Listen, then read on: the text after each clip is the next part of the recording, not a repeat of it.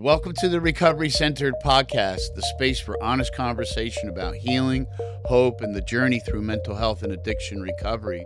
Each episode, we sit down with people making a difference, from therapists and researchers to change makers and to survivors.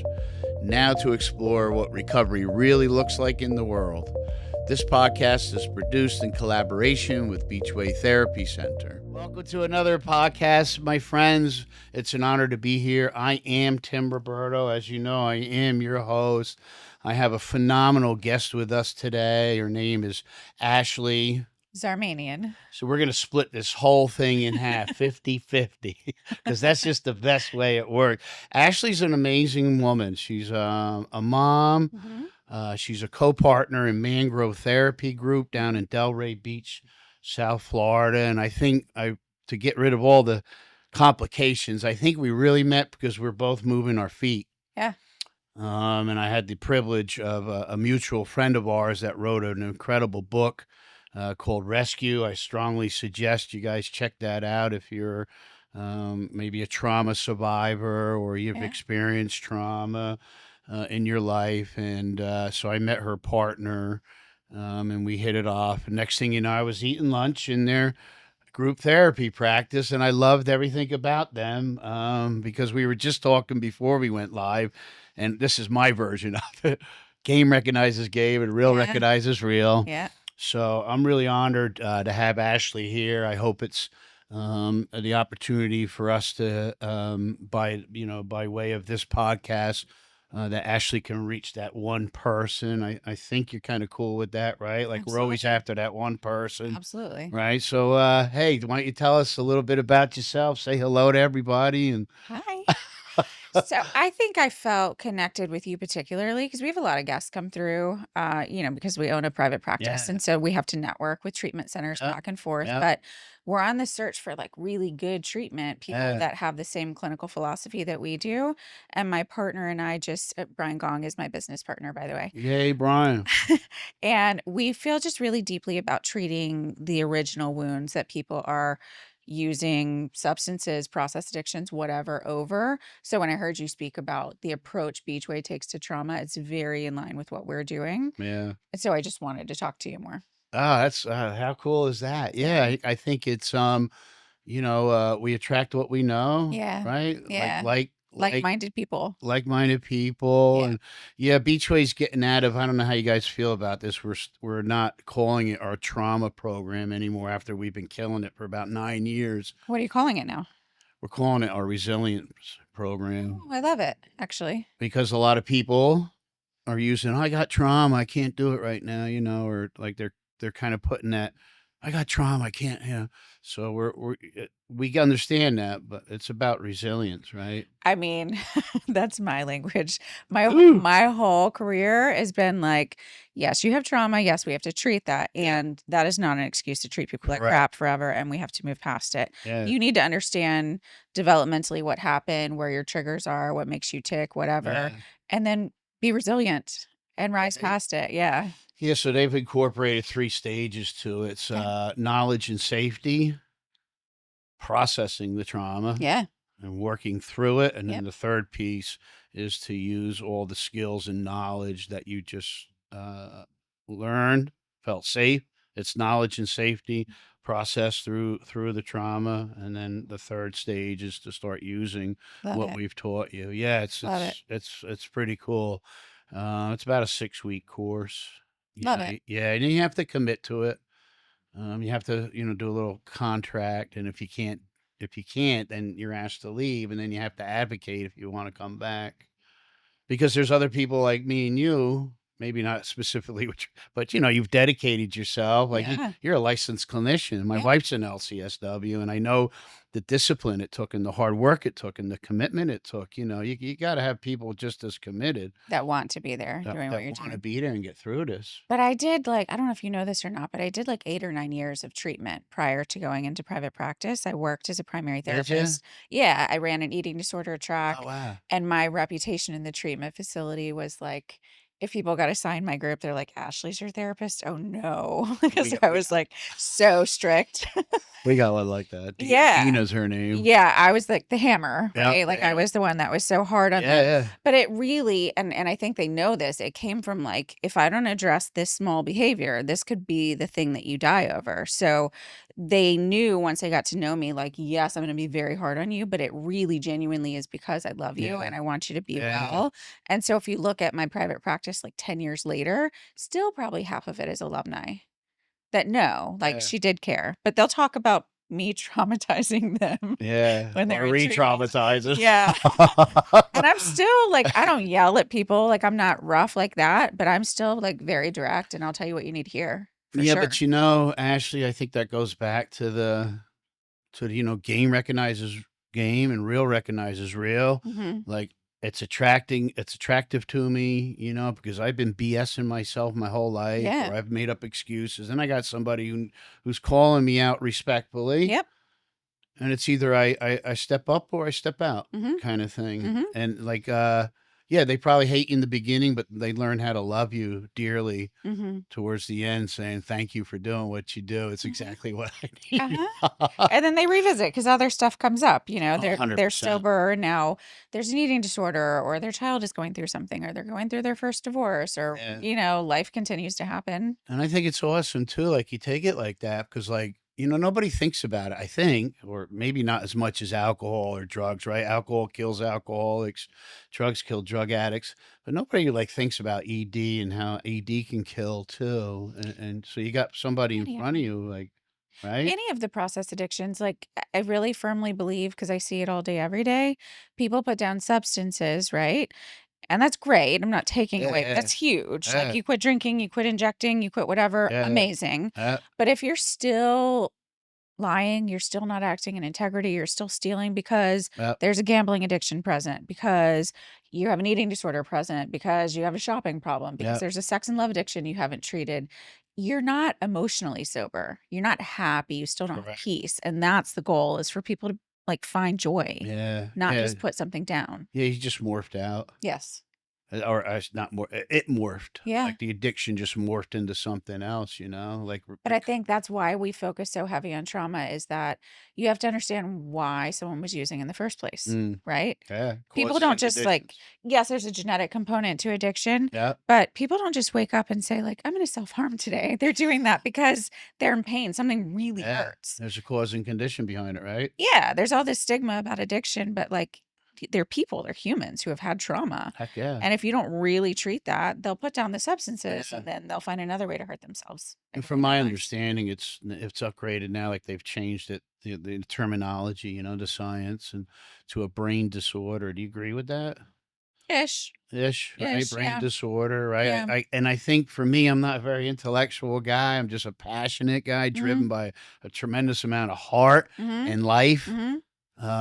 But I just, um, it's like I don't like how I feel. Yeah. That's pretty just get rid of all the stuff. I'm not okay in my current state. I'm not okay in my current state and I don't know what to do except so Put like something outside of myself to make me feel better. right? And that's the problem. It's moving towards internal safety. I Yeah. can figure this out by myself no matter what happens in the world. I'm okay. I don't need anything outside of me to be okay. But that's how that's such a great example of like it's such a mental Mhm. and a physical illness, right? Because I Mhm. keep trying to fix the problem with the same thinking that keeps creating the problem. Mhm. You know what I mean? And if it's not that, it's fear. Mhm. And then I got some person riding my butt, aka Ashley, and that frightens me. So Uh-huh. now I'm still in that cycle, kind of like, living a fear based life, and a fear based life only creates more fear. Yeah. And it's incredible how this thing moves. It's like the alky or the mental health, like they get whacked by both And even sides. even years in recovery, like what's coming to mind right now is I have this guy that I love. I've been working with him for like 10 years and he's always externalized his self-esteem to like a six pack to Uh, six figures to the pretty girlfriend. yeah, It has to be something outside of him that yeah, makes him okay. He's yeah, been sober for a really long time, but he's going through a breakup. So it triggers that animal yeah, response yeah, of like yeah, back to square one. All the defenses are triggered. The original abandonment wound yeah, is triggered again, right? yeah. So he's telling me, like, I think I just need to go have sex with this girl at the gym and I just need to bump up the numbers in my company and I'll feel better. And I have to bring it back with, like, no, man, you do this every time. It's not something outside of you that's going to make you feel better. What I need you to do is sit with the pain Mm, and learn that you're okay and yeah. walk through the other side and then date when it's appropriate and work on your company when it's appropriate. But like, if you can't sit through hard days, we're nowhere. So, like, substance wise, he's sober or Sober, abstinent. I prefer abstinent. abstinent, But yeah. like you already mentioned the word once, emotionally, his emotional sobriety, Yeah, right? not always. He's done well, but we're humans. We ebb and flow. So We I have that. think his original thing that caused substance use in the first place was instability in childhood and Yeah. felt abandoned emotionally. Yeah. And so that's getting hit right now. And he's going back to what he knows. Do you think people are born with it or they become it or it can be both? I think both. I think there's a genetic component we see. Mm. I mean, the research is clear. It gets passed down in family systems. There's the genetic component, Yeah, but then I think nurture has a lot to do with it it. does, I think, right? yeah. Is nurture the same as like occurrences that Yeah. happen? Yeah, like what happens and specifically, I always take everything back to childhood, like to me, everything goes there. It's not Yeah, that other things that happen in life aren't traumatic. I'm yeah, not taking away from other things, but genuinely, you're a child, even before you have memories that register in your brain, your body knows, is the world safe or not, mm, right? And then you develop into secure attachment style, anxious attachment style, avoidant attachment style, disorganized attachment style. yeah. That's formed in our DNA before we even have a memory Crazy, to right? know if the world is okay, if I'm going to get my needs met, am I loved unconditionally? Like it gets so deep, like prior to taking that first breath coming out of mom's tummy, Yeah. like we Yeah. have everything we need, right? Everything's done for Yeah. us, right? We're not judging Right. ourselves. We're not like during the sonogram, like, oh my God, I got no ears. What the hell? What's How does wrong with me? it My nose, where's my nose? look? Right. Like everything's done, you know what I mean? Right. And I don't know what the heck happens once we come out. Life happens. Our parents happen.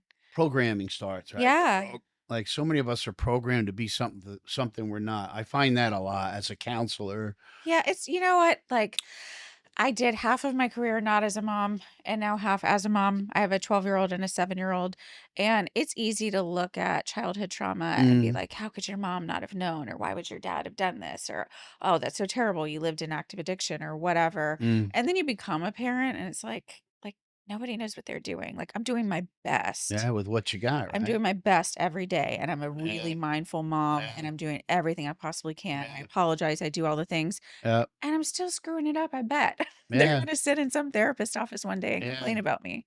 Yeah, but what's perfect? That's what I mean. Eh, It's like we go through life and stuff happens. yeah, 100%. And it's not like as a mom, like when you left the hospital, they gave you that little handbook and No. said, "Oh, at this point in life, if this happens, just go to page, Yeah. 74, and it will help guide you And then through the also you're stuff." only one of the parents, right? You can Yeah, only control what you do. You yeah, can't control what the other person yeah, does. And then you have zero control when they go to school or to yeah, daycare, like the rest of the world and how that conditions them. yeah, sure. Nobody's gonna parent either or influence like the Right. mom Right. or the I hope dad. so. Yeah. Yeah, you hope so, right? Yeah. Everybody else can have their little opinions or their approaches or Yeah. what they don't like, what they do like, what they feel is right, what they don't feel is right. Like, it's kind of Yeah. like, um, I always thought about, as a counselor, as an addiction counselor, I always try to help people because there's so many people that you probably, obviously come across it too, I'm sure, that are really angry with their parents. Yeah. And I always try to help people to the best I can because, if you can get people over that, or get into a different mindset, maybe rather than be understood all the time. Try to understand. Like I want to teach people how to understand rather than be understood. Hmm. There's a lot of addicts and people struggling, right? They just want to be understood. If you had my problems, well, Yeah. how about you try and understand? So I always try to teach like parents are just operating on what was given them Yeah. right? I mean, there are some really dysfunctional family dynamics that you really want to help people separate from Mm, and individuate from because it's not changing and it's going to continue to be toxic for them. That's rare. Usually it just takes some boundaries and some conversations, right? mm, So I always tell people, like, when we're doing family work, a lot of people struggle to say something bad about the family they came from or whatever. And I'm like, listen, like, it's in this office, it's HIPAA protected. mm, We're not asking you to go out and yell at your mom, but we have to address the anger in here. mm. And then my hope always is that you land on, I can have a relationship with this person and understanding they did the best they could at the time. Yeah, And then now having boundaries moving forward. Like, yeah, if you know mom can't do this one particular thing that you need, then stop going to her. Like, if your wound is yeah, yeah. dad never says he's proud of me, then find people that can say they're proud of you and go to them, like, you can reparent yourself in adulthood as well. Do you find sometimes it's so simple, it's elusive? Yes. A lot. Right? Because we're wrapped up in our experience and the way we see the world. Yeah, yeah, yeah. A lot of times it's way more simple than we think. Yeah, there's a lot of people wounded, I think, as from childhood, and Yeah. like I was saying before, I just try to get them into that space, like they're just working on what was given them. It's not appropriate, it's inappropriate to bash them and badmouth mom or dad. They're just doing the best they could with what they had, and but like you said, I kind of heard you saying, it's about time, it's time you begin to learn how to be an adult, Yeah. start adulting yourself, and maybe Yeah. cut that transmission so your kids don't have the same cycle, For right? sure. For sure. Yeah. And it doesn't mean you can't have boundaries. Like, I Yeah, thankfully have a relatively good childhood. My family is intact. My parents have been married forever. nice. We have issues. Every family in the world has Yeah, issues, yeah, yeah, right? yeah, Like, yeah. I spend time with them all the time. We just went on vacation together. They just came and watched my daughter do a taekwondo tournament this weekend. Like, Nice. I love my family very much. And there are limitations and there are boundaries Yeah, and there are things that I go to other people for because yeah, it's healthier for me, yeah. I like, feel you. you just pivot. Yeah, yeah. Well, you have a skill set, Yeah. right? Kind of like the addict. They got great coping skills. They're the only people I know that can leave the house with no money and get high for a week. Yeah. But they got no coping skills. It I sounds like you implement your own coping skills with some of the stuff that you're giving other people, I you know? understand myself well. Yeah. And I wish I could say it's because I'm this amazing therapist, but I can't see myself the way I could see you. Like, if you came in my office for therapy, I could break down the whys of Mm. everything. Everything that you're doing currently, I could help you put it together like a puzzle, and it's exciting for me. Yeah. Myself, I cannot see my own stuff at all. I have to go to therapy. It's another crazy thing that you brought up. I call it like that strange mental blank spot, you know what I mean? We Like can you justify our own stuff. huh? We can justify our own Yeah. stuff all day. But I know you, and I know you, like, you do anything for somebody, Yeah. and, most of the people they would do anything for somebody, you To my know? detriment. Yeah, right? Yeah. Or it's kinda like a first responder, like, they're the bravest people I know, Mhm. but I call it that strange mental blank spot, but when it comes to saving myself, I suck. Well, it's that caretaking field. Anybody, the first responders, the doctors, the therapists, the Yeah. teachers, the nurses, there's something inherently that's needing to feel important by helping other people. Oh, yeah. And it's not to say there's something wrong with it. Like, Yeah, I'm very glad that I do this for a living. yeah. But if I don't address my own codependency and, like, what need is that filling for me to be the one that you need my Mm, advice and you need my opinion every mm. day, like, there's a there's an unmet need in me, Yeah, and yeah, that shows up all over the place in my personal life if yeah, I don't address it. yeah, yeah.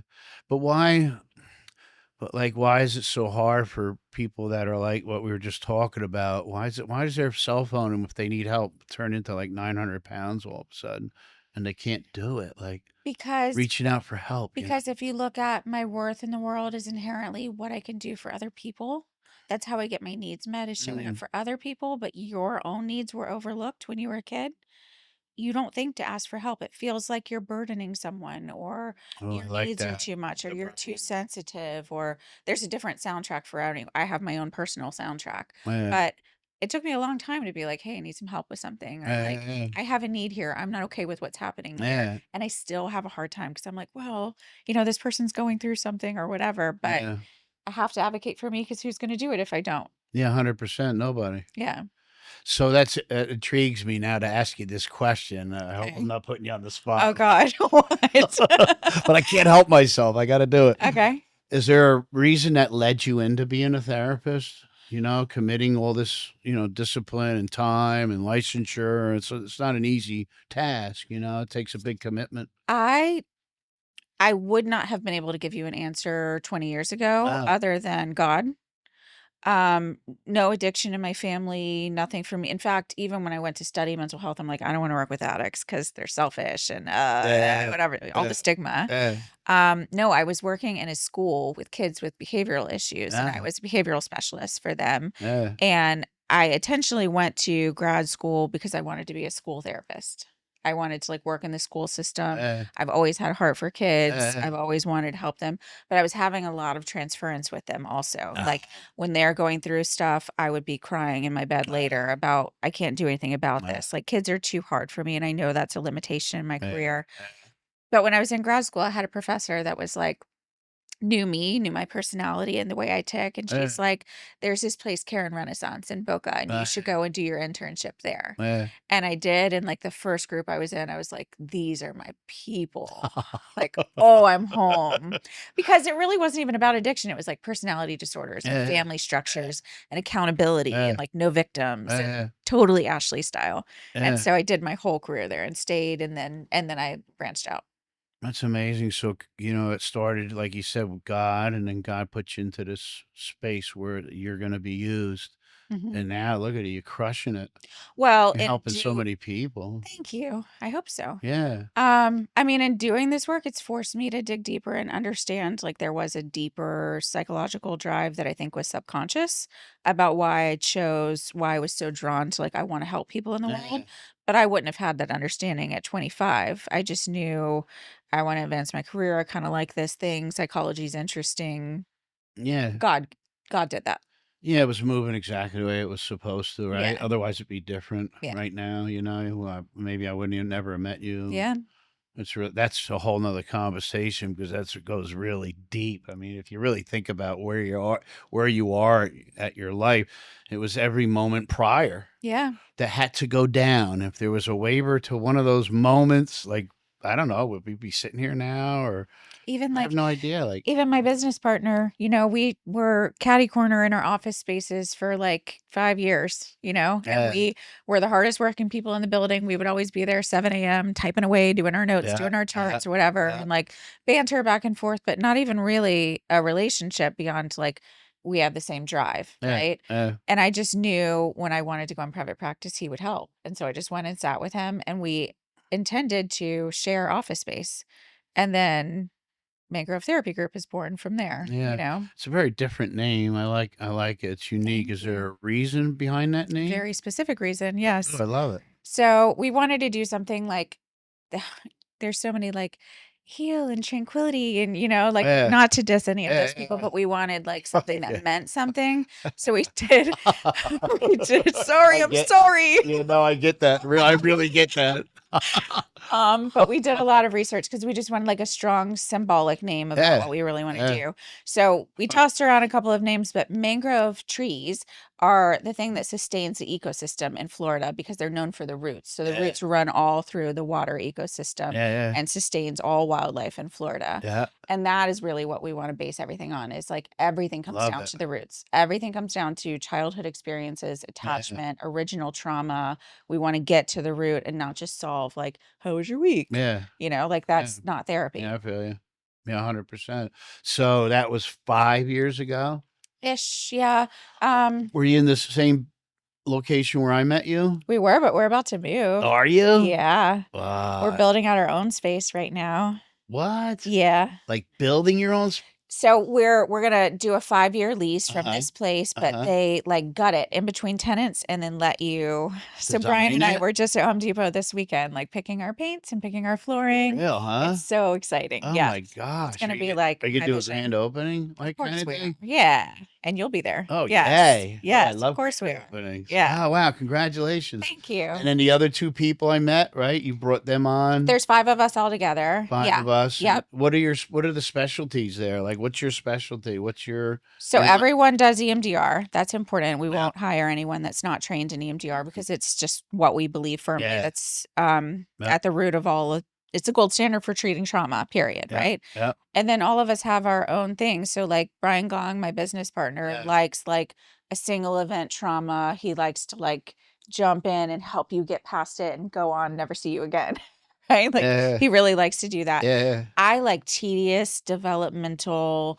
I like personality disorders. I love personality disorders because according to the DSM, according to psychology, they're pervasive. You're never going to get past them. And it is not true.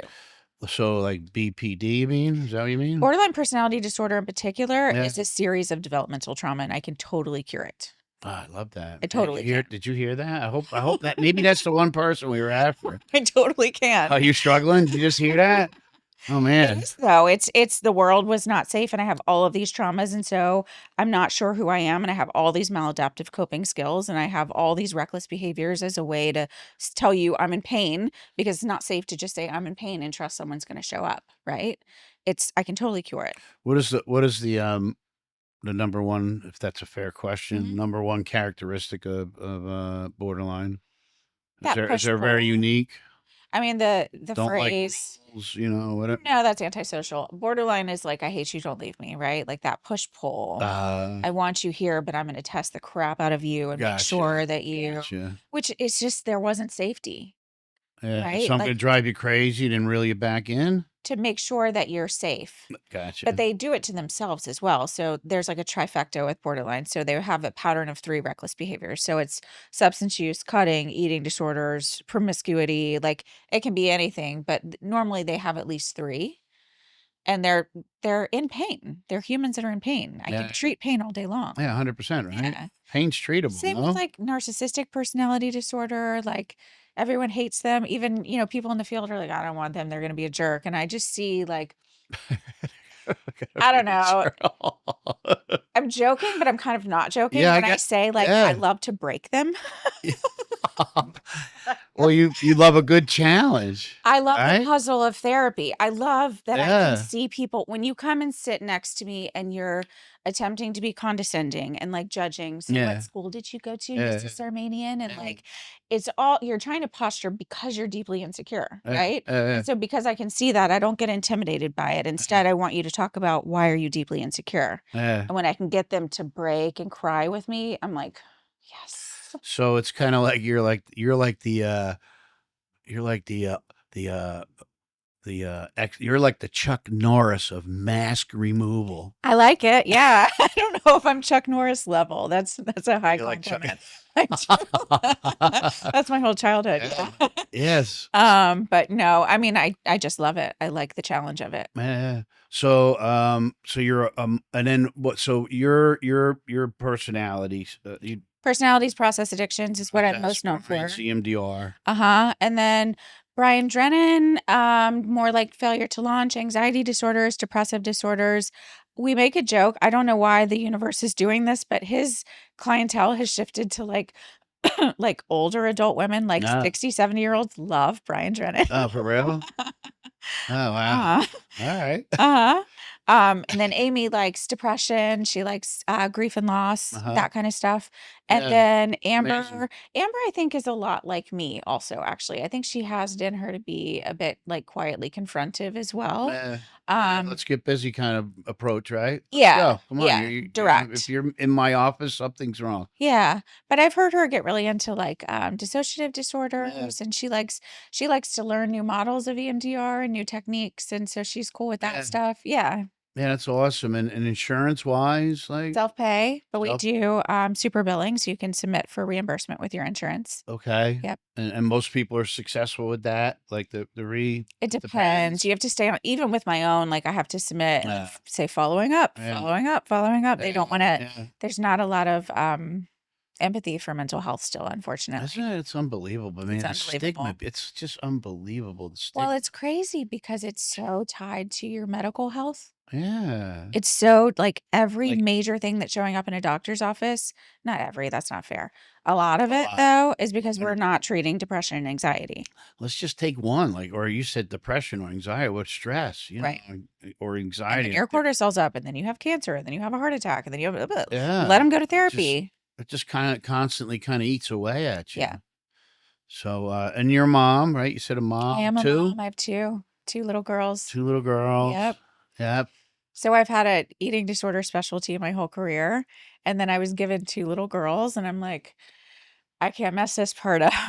Like, they're girls. They're gonna go in the world and get all sorts of pressure about their body Oh and yeah. whatever. And Yeah, it's horrible. yeah, my What we do. 12-year-old is like going through that preteen of like my hair is curly and everyone else's is straight and I'm too tall and I'm this. And so That's helping her horrible. navigate all of that, but then thinking about like my kids have never seen me on a diet. They've never seen me like not have a gym routine. We just talk about you get enough protein, you get enough water. Like for sure you can have chips, you can have a cookie Yeah. afterwards, but first eat your chicken, eat your broccoli, Yeah. and then, like just trying to teach them. Yeah. The basic kind of It's a like, big task. yeah, you remind me of my dad because my dad was a well-known, fairly well-known doctor in Manhattan. Mhm. I was born in Brooklyn, and then we grew up in North Jersey. Old school Italian, came to Brooklyn in '53. Mhm. He met my mom doing his residency at the Italian hospital in London, Mhm. and there was my mom, this English babe, and so he came to Brooklyn in '53. She waited a year. He came over. 54 and 5 boys later. Whoa. Yeah.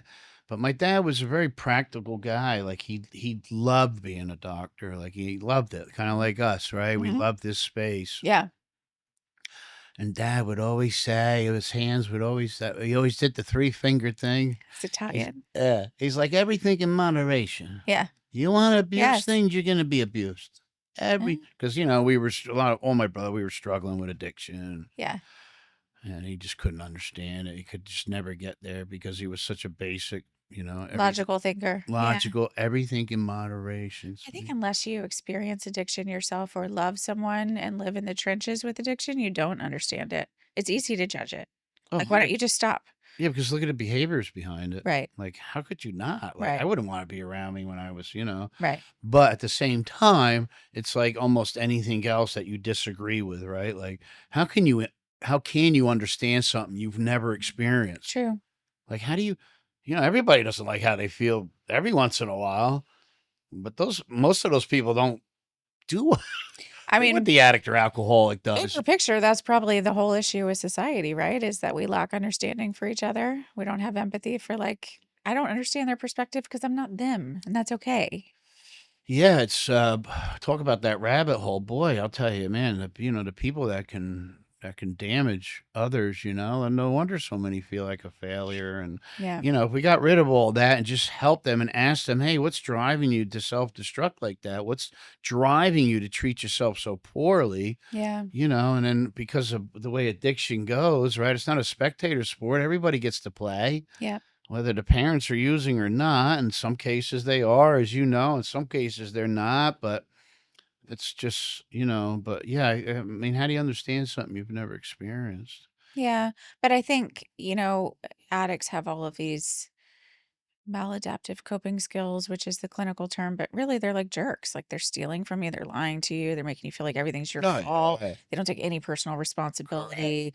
They're all these behaviors are so off-putting Oh, yeah. that it's hard to have empathy, but if you can sit with them from a clinical perspective at least, because I do have empathy because of a plethora of reasons, Yeah, yeah. and just say like, no, like really what's hurting? Yeah. What are you in pain about? What's going Yeah. on? What's under there? Yeah. Yeah, 100%. And I think also addiction, alcoholism, it's like an illness that tells you don't have a problem. Yes. So all these things you just mentioned, what I just said, like you put all that together in a bowl. It's like you walk out after an hour with an addict or an alkie that's early in recovery or trying to get in recovery. You're like, oh my god, that was exhausting. So then even harder with process addictions, right? Like they have some success with abstinence from substances. And then the process addictions are things we have to have a day by day relationship with. food, your body, the gym, sex, relationships, shopping, whatever, they're so much easier to justify and for them to think, no, there's no problem here. Like, I'm Yeah. just more dedicated than you. I'm just Yeah.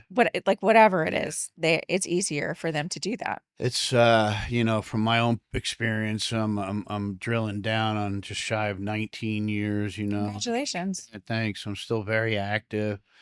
I have to stay connected. That right, the opposite of addiction is Connection. connection. I couldn't agree with that more. Yeah. It gives you that purpose. We all have that desire for purpose, I think, right? Belonging. Yeah. But gosh, I see it all the time, especially since I've been down in Florida, especially with the guys.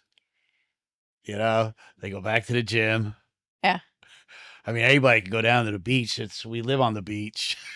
Anybody get a tan? Just sit out there for 2 hours in South Florida. Yeah, you'd be cooked, and all that.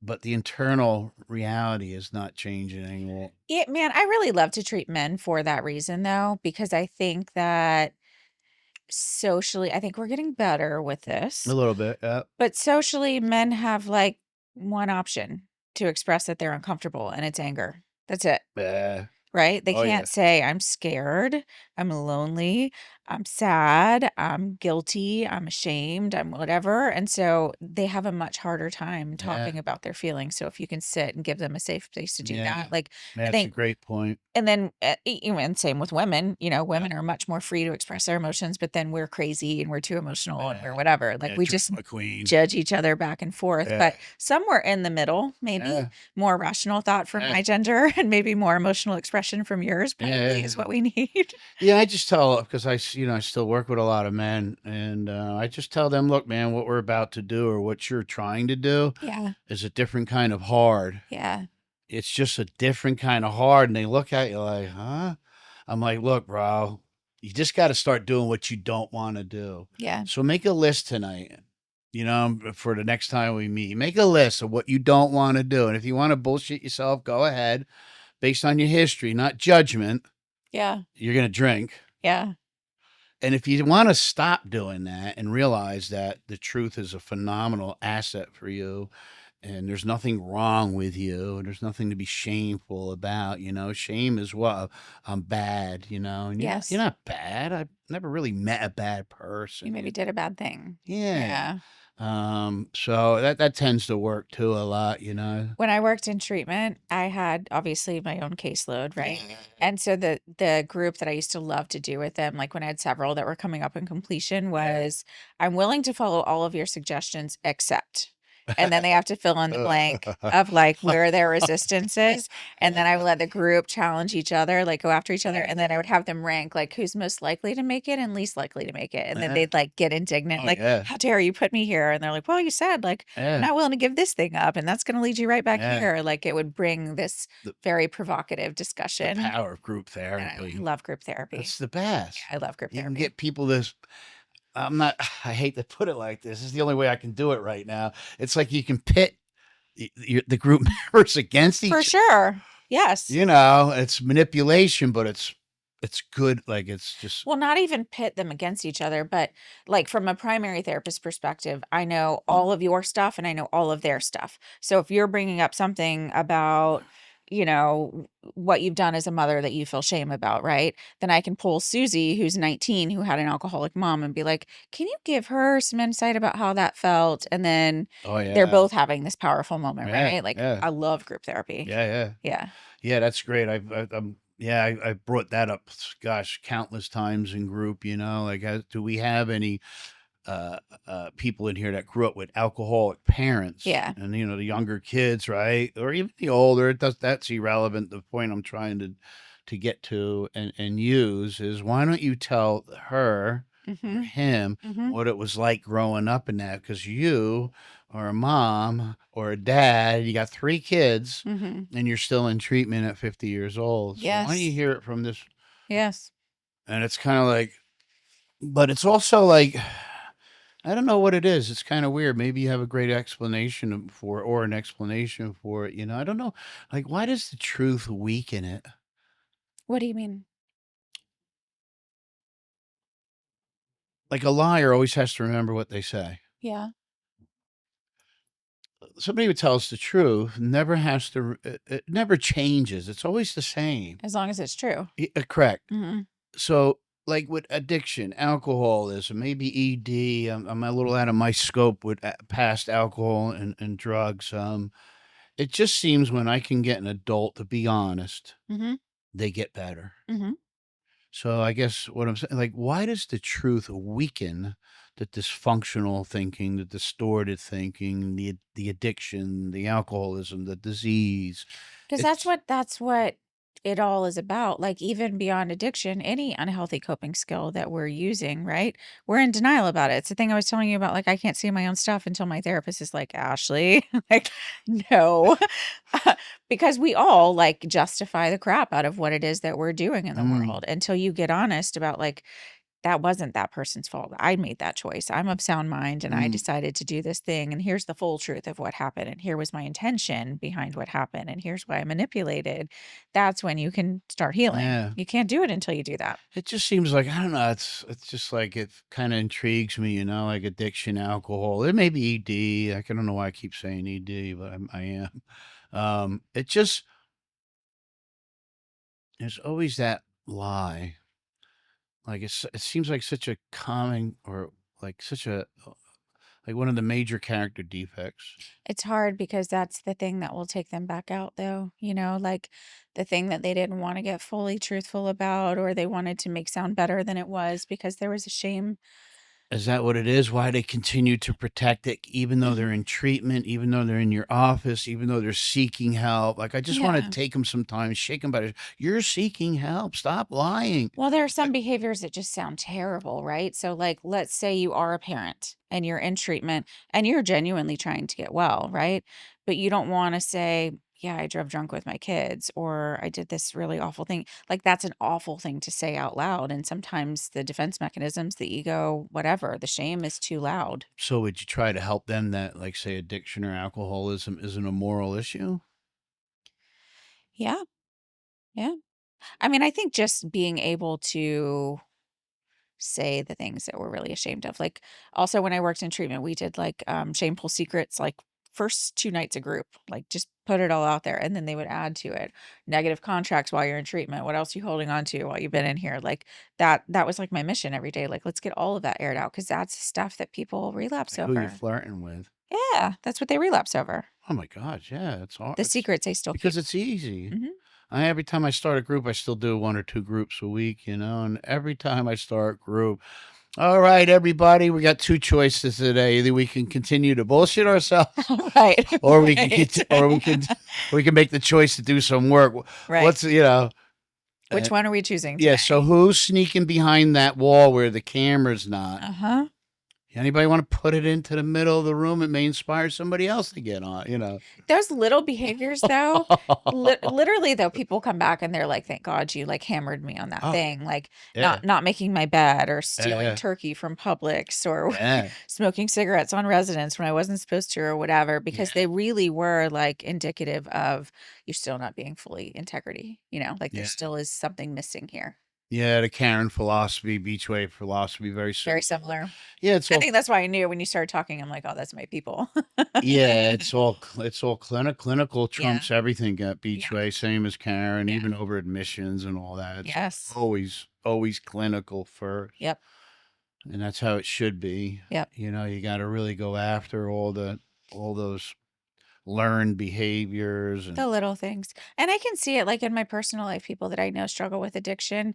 It's never like you relapsed and it just became obvious in front of my face today because you showed up intoxicated. You can see the little behaviors, the little like, I don't want to take ownership here. I didn't yeah, take care of this area of my life. yeah, This thing still looks messy. I'm still addicty here. And you're yeah. like, oh man, it's coming again. I see it. When I think I was a 7-time a visitor to treatment in my Wow. wonderful career, with all that marvelous thinking.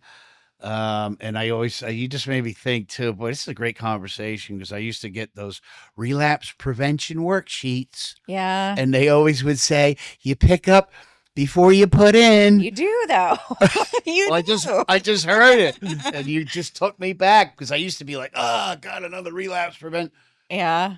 But until you're in that right mindset, until you can hear it Yeah. and actually internalize it, It's hard but it's because true. of all this training and what I do for a living, and specifically in this field in substance abuse, I can see that stuff for so far away. I can see like a year away from when you're going to relapse. Like, oh, it's slipping. It's coming Yeah, again, yeah, yeah. Wired. I think the alcoholic addict, not to complicate it. For me, I found a lot of empowerment in the simplicity. Yeah. Not the complexity. Yeah. Because when I was with what I struggle with, like every time I complicate, I got my butt kicked. Yeah. And I always tell people, you're wired to unwire. And like you just said, I can see it even a year because this thing is patient beyond anything I know. Mm-hmm. It will sit and wait, Mm-hmm. watch you, help you justify things. Yeah. Next thing you know, you're blaming other people. It's always someone else's fault. Oh, Always. yeah. Always someone else's I'm fault. Tim. I'm Yeah. Ashley. Don't you know who I am? You upset me. That's why I had to do this thing. For real. Yeah. Yep. So, wow, I can't believe the expansion. Is it bigger too? What? Your office? I know. I just switched gears like weird. Yeah, I was like, where's he going? Yeah. Yeah, it's a little bigger, but it's more just that it's like custom. Like, you remember when you came in, we were Yeah. like sitting around in Brian's office. Now we'll have like a formal space we can sit and eat. That's And like, wonderful. when my kids have a day off, like that's the beauty of owning your own business is they come with me. So they'll have a playroom Yeah. and like, I don't know, Brian and I have different stylistic visions, as you can imagine. Yeah. But we're actually like pretty on board with what we want to do together, and we agreed on most things, and I'm very excited. It's gonna be beautiful.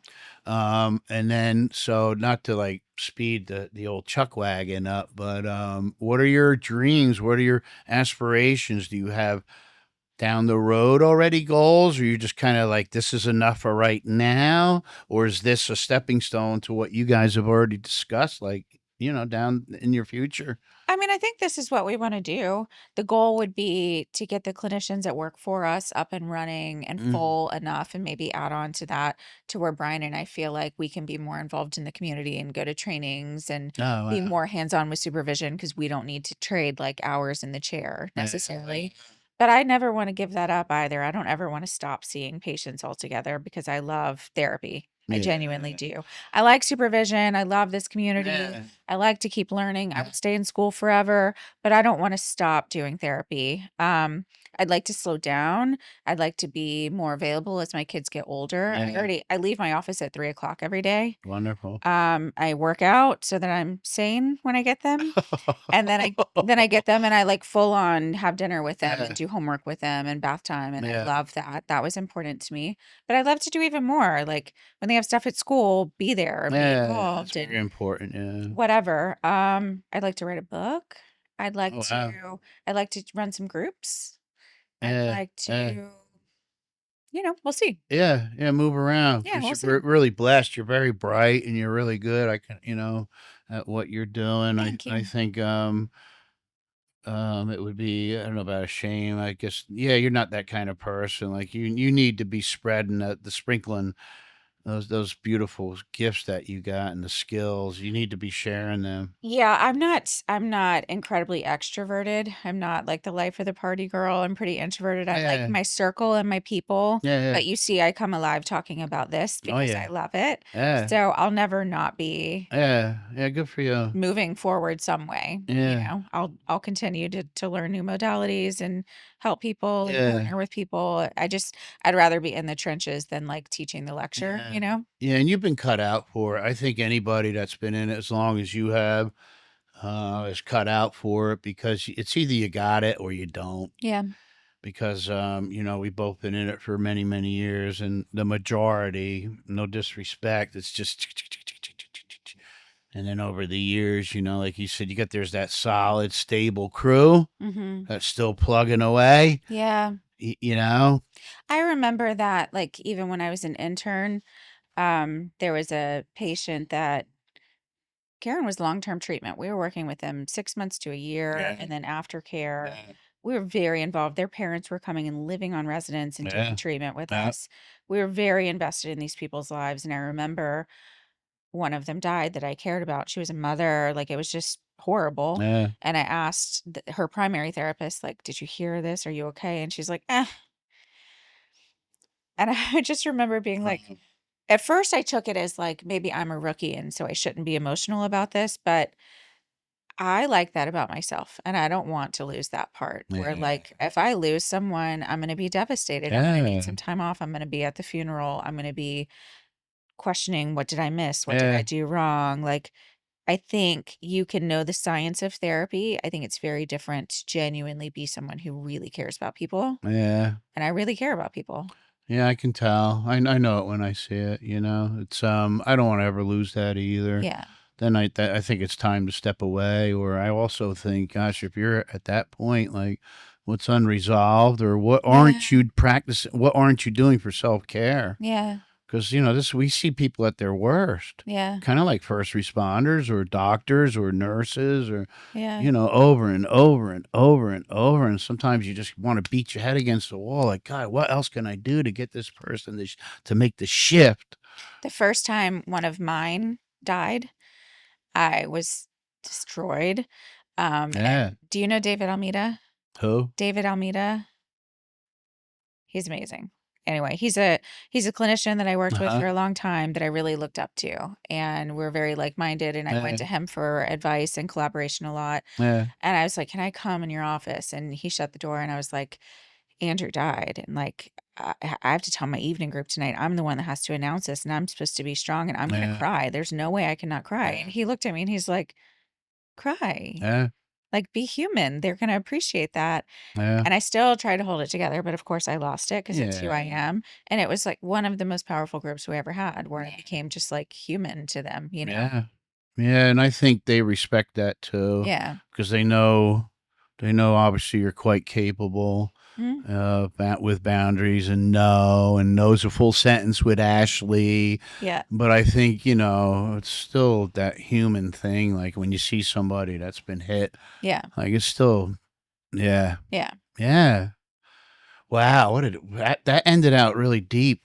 We Sorry. went we You want me to lighten it with something? I don't know. No, no, because I was about to wrap it up. Yeah. And then all of a sudden we went from like, what are your hopes and what are your long term Death, overdose, and destruction. Hey, I just, you know, I went through it just a week ago. So I Yeah. get it. Yeah, young kid, 30 years old. Yeah. I met her years ago and she came in and then she was working and was doing well. And that relationship stuff you talked about. Yeah, yeah, yeah. And relapsed. And then within a very short period of time, just about like a week and a half ago, I'm car sorry. accident. I'm Yeah. sorry. You know, it's for me as a guy in long term recovery, you know, it makes me count my blessings and it makes me work that much harder because all the people like you that had that same mindset that worked hard before me, Hmm. that were able to finally get me to a point where I was able to do what I didn't want to do. Yeah. And that was the secret sauce. And that's the positive ending that you're looking for, is that there are a lot of people in this field that really do Oh, care and are 100%. really working hard and are really not 100%. doing like perfunctory treadmill therapy. Correct. There are a lot of people who really Correct. want to help and really want to dig and help you Yeah. get well. And so I guess since well, before we close it up, since we're talking like about therapists and clinicians and Yep. counselors and Yep. any recommendations for self-care that there's a possibility that they may have never heard before or something, or maybe they really admire you and our conversation and be like, man, yeah, what a great question. I'd like to know what she's doing for self-care. What I do for self-care? Yeah. I mean, I already talked about some of it. I go to Yeah. weekly therapy. I'll always go to therapy. Yeah. Doesn't even mean something's wrong necessarily, but like stuff gets kicked up with my Yeah. clients or Yeah. whatever. I just Yeah. think it's Life. responsible. Life. Yeah, it's good. It's responsible. I go to therapy. I have really good girlfriends. I have really good people in my life. Like I've invited a close circle of the people that I'm in daily contact with Yeah. are kind and are Nice. telling me they're proud of me and they're celebrating my wins with me. And they're saying, you messed up there. You need to say you're sorry there. Yeah. You're not okay. Accountability partners, Accountability right? people. I make things that are fun for my kids, like, that I want to go do with them. Like, we Yeah. do things to look forward to on purpose. I work out, like, 5 times a week, Love it. not for my body, but because, like, it's good for my mind and because it makes me feel strong and because it's good role modeling Yeah, I and get that. whatever. Yeah. I just, I do things in purpose to be happy. I Yeah. wake up every day and decide I'm gonna be happy, and I am really happy. It's a choice, right? Yeah. Man, I love it. Yeah. How would somebody get in touch with you? MangroveTherapy.com is our website. Okay. So you can send an email there or you can call the main line. Okay. You can go to Ashley Zarmanian Psychotherapy. I don't answer there as much anymore, but through Mangrove, you could reach any of us. Okay. Social media, follow us on Instagram, please. Social media is so hard to get following on. Is it? Yes. Okay. Yes. So there's something you can do, everybody. What, say it again for Instagram? It's Mangrove Therapy. It's just I do with the social media, so we have to do. I hate doing the reels. We have to do the reels. You have to be self-promoting. It's a lot of work. But I try to make it like funny also. Like I Yeah. put a lot of like sarcastic humor and Yeah. addict humor and whatever because Yeah. that's who I am Yeah, as a yeah, person. Like yeah. I like dark humor, makes me really happy. Yeah. The mental health quotes and stuff like that. And it's just much slower than a personal account because it's not Yeah. like your face attached to it. So Yeah. But I it's think it's labor. good though, like there's always that thing that it was exactly what you needed to see. Yeah. That's what I I feel love that all about the social time. media. Like I've used it as, as a wonderful tool, not only for myself, Yeah. to follow other people and learn what they're doing because we can always keep learning to the day we move on. Yeah. And I always find that really intriguing, even though it's killing us a day at a time. We should keep learning until we move on. Yeah. This idea that like you've done all your work and you've arrived or you don't need therapy or you're fine or I don't know. I don't know a human that couldn't Yeah. benefit from self-reflection. Yeah. Not one. It's all about the growth. Keep growing. You can get in touch with me at tim.r@beachway.com. I'm all over social media. I don't know who's out there more, Ashley or I. We'll call it a tie for right now. And hey, I just thank you for coming. I hope we reached that one person today. Ashley, thank you so much for saying yes. Yeah, thank you for having me. Yeah, I'm really grateful we did this today for somebody. And until the next time, we wish you peace and love. Take care. Thanks.